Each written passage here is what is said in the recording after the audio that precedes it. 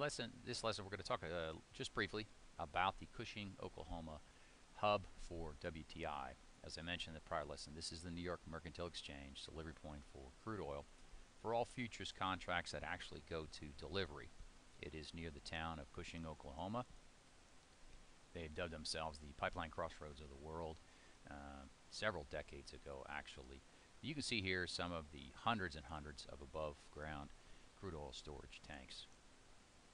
Again, a hub would generally be the intersection of multiple pipelines, whether it's natural gas, crude oil, or any other type of commodity that moves by pipe, which allows for the flexibility of delivery and takeaway from that point.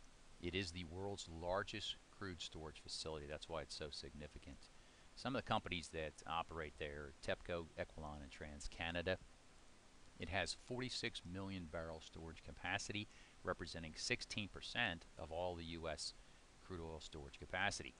Now, the idea here is that traditionally received Gulf Coast and Midwest crude and then stored it and transported it to Midwest oil refineries. And we'll talk about the fact that that has somewhat changed in the last few years. Some of the key players there, these are companies who generally have storage or they own the pipelines. You've got Enbridge, a Canadian company, BP, SEM Group out of Tulsa, Oklahoma, ConocoPhillips, Sunoco, Plains All American, and of course TEPCO. Part of the issues have been there was historically high inventory levels, especially with this influx of the crude coming from shale plays. A lot of it was going to Cushing and having to be stored. There was no incremental storage capacity there. Domestic production continued to increase, as I mentioned, due to the shale plays. For instance, you had the Bakken Shale in North Dakota and the Mississippian Lime in Oklahoma. Those are relatively close to the Cushing facility, so that some of it could be stored there. The Canadian imports continue to increase. And when we talk about the Keystone Pipeline here in a few slides, you'll see that there already is an original Keystone Pipeline in place that's bringing the Alberta tar sands crude to Cushing, Oklahoma. And you know, a couple of years ago there was limited takeaway capacity to go to the Gulf Coast. As I mentioned, primarily crude was coming from the Gulf Coast to Cushing and then moved by pipeline to the various refineries throughout the Midwest. So what was happening was the fact that we couldn't get the crude oil down to the Gulf Coast, crude oil refiners having to buy, import more crude oil. And imported crude oil, global crude oil, is traded using the Brent pricing, which is the North Sea crude oil standard, and that's higher than WTI. So here we had all this domestic crude oil and these supplies increasing, and yet the Gulf Coast refineries couldn't take advantage of that. So they were having to pay a price higher for the Brent. Some of the solutions that have come up then, we have the Seaway pipeline reversal. Seaway was one of the original pipelines bringing Gulf Coast supply to the to Cushing facility. And then a few years back, both Enbridge and Enterprise bought the pipelines from the other operator owners. And what they did was, it's an existing 500-mile crude oil line, goes from Freeport, Texas to Cushing. Well, they reversed the flow in late 2012.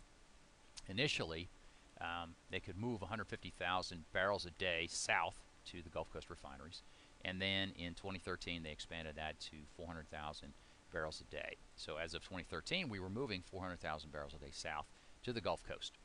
And then the Keystone XL pipeline, that's TransCanada's proposed two-phase crude oil pipeline. The tar sands, or heavy crude, also known as bitumen, is moved from Canada's Alberta province to Texas. As I mentioned, there's already a Keystone pipeline in place. This is the XL. Phase 1 is the one that has yet to be approved. It runs from Alberta to Cushing, about 1,180 miles. Phase 2, from Cushing to Nederland, Texas, 435-mile pipeline, is in fact operational. Now here's the Seaway pipeline. As you can see, initially it was coming from Freeport all the way up to Cushing. Now we are reversing flow there. And then this is the Keystone XL project. Now notice the original orange line, that's the original Keystone pipeline. So there is already Canadian crude oil coming down to Cushing. But you can see the path of the XL, which will increase substantially the amount of crude oil that can get there. And the dotted line from Cushing down to Houston, Port Arthur, that is already the phase 2 that has been in fact completed. Some of the issues with the projects, Seaway pipeline already going. Okay, so that one's free and clear. XL, as we know, phase 1 is still waiting on a presidential permit required for the international border crossing. It's been delayed by the U.S. State Department, initially over this Sand Hills environmentally sensitive area in Nebraska, but then all of a sudden there were clearances. Both the state of Nebraska and the EPA have cleared that. And the government approval for right of eminent domain. This is rather unusual. Crude oil pipelines are not considered utilities. Natural gas pipelines are. And as a result, utility status allows pipelines the right of eminent domain.